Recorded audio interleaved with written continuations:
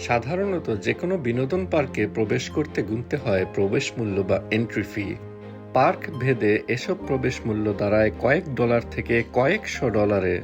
পুরো আমেরিকা দেশজুড়ে অবস্থিত ৬ শতাধিক বিনোদন পার্কের মধ্যে হাতে গোনা কিছু পার্ক আছে যেগুলোতে কোনো প্রবেশ মূল্য নেই। প্রবেশ মূল্যবিহীন পার্কগুলোর মধ্যে আকারে সর্ববৃহৎ পার্কটির অবস্থান দেশটির পেনসিলভানিয়া অঙ্গরাজ্যের এলিসবার্গে।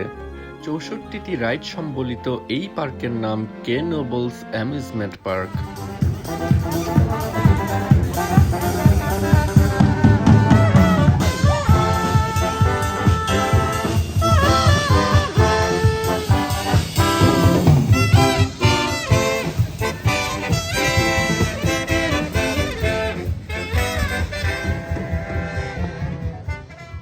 ১৯২৬ সালে যাত্রা শুরু করা এই পার্কটির মালিকানা কে নোবল নামের এক স্থানীয় পরিবারের, যারা এখনও রয়েছে পার্কটি পরিচালনার দায়িত্বে। প্রায় ৪৫ একর জমির উপর নির্মিত এই পার্ক আয়তনে ডিজনি কিংবা ইউনিভার্সাল স্টুডিওর বড় পার্কগুলোর তুলনায় একেবারেই ক্ষুদ্র। আমেরিকার বিনোদন পার্কগুলোতে গড়পড়তা প্রবেশ মূল্য যেখানে $৬০, সেখানে কে নোবলসের মতো প্রবেশ মূল্যবিহীন পার্কগুলো যেন কিছুটা পকেট বাঁচিয়ে বিনোদন পার্কে ঘুরতে পারারই নামান্তর।